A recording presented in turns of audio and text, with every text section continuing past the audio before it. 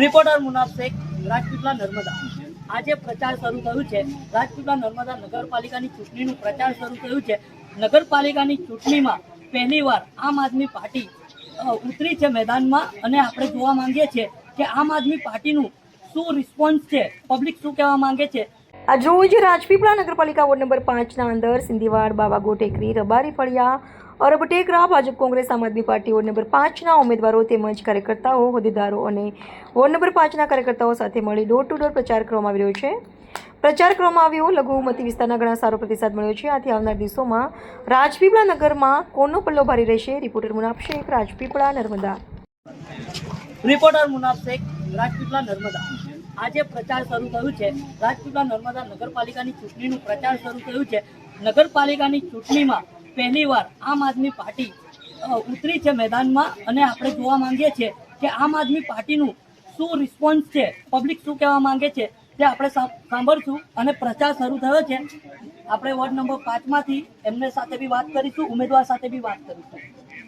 શું કહેવા માંગુ છો?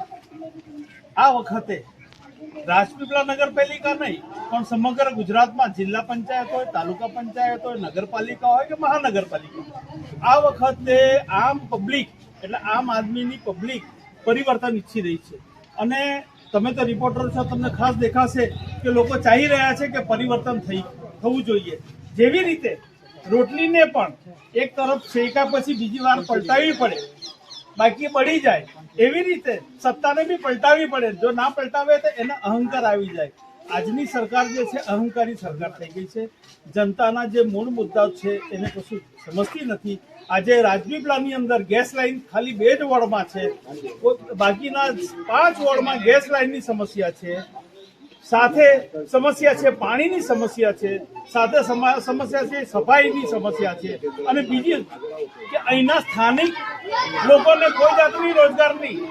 અહીંના જે અમારા સોલંકીવાસ છે કામો થશે અને વેરામાં ઘટાડો કરીને આપીશું, જે જનતાની માંગ છે।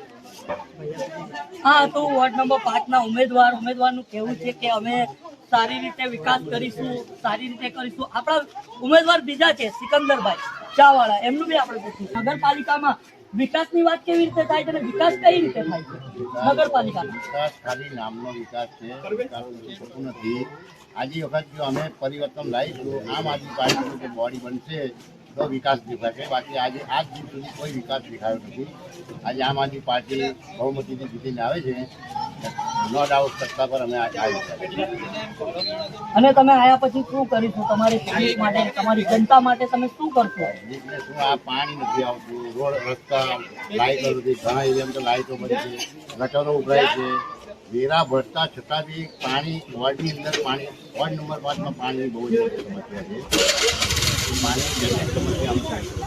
ચાલો, તમારી પાર્ટી આવી જાય તો તમે એમના વિકાસ માટે એમને વાદો કરી શકો છો કે તમે એમના કામ પૂરા કરો, એવો વાદો કરો છો તમે? વાદા કરતો નથી, આગળ 2 ટર્મ મેં દીધેલો છે। મારું કામ, પહેલાનું કામ લોકો આજે યાદ કરે છે। કામ આજે 10 વર્ષ થઈ ગયા, કોઈ જાતનું વોર્ડ નંબર 5માં કોઈ કામ થયું નથી। આજે મેં જીતીશું, ફરી નવી દિલ્હી નવો દાવો ફરીથી નવો